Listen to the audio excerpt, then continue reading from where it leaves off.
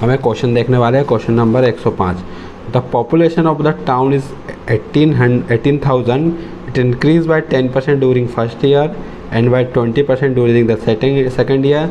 The population after 2 year will be, मतलब 18,000 उसकी population है, जिसमें से एक साल 10% बढ़ी है, दूसरे साल पे 20% बढ़ी है, तो दोनों साल पे बढ़ने के बाद टोटल अब कितनी पॉपुलेशन है।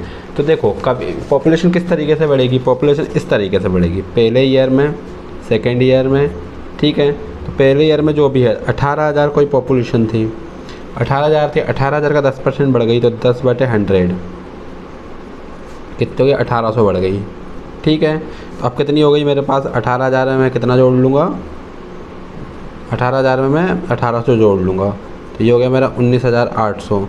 अब 19,800 का भी 20% बढ़ी, मतलब 120/100, उसका ये निकाल लेंगे। तो 0 12 8 96 6 9 12 नाम 108 108 117 11 12 11 23, तो ये आंसर है।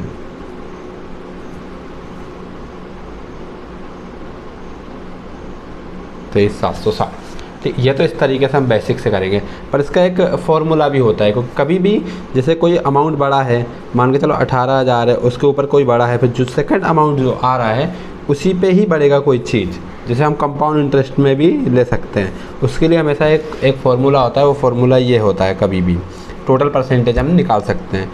तो पहले percentage plus second percentage plus पहला percentage into second percentage divide by 100, इस तरीके से लिया जाता है। तो पहला मेरा था 10, फिर था मेरा 20, फिर 10 इंटू 20 डिवाइड बाय 100।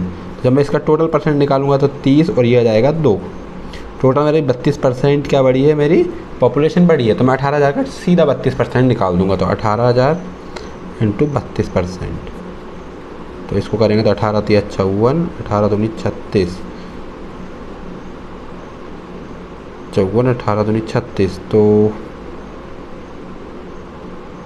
5 रुक जाओ, 18 का 32% निकालेंगे तो ये हो जाएगा 5,760, जो कि 18,000 में जुड़ जाएगा, तो ये हो जाएगा 23,760।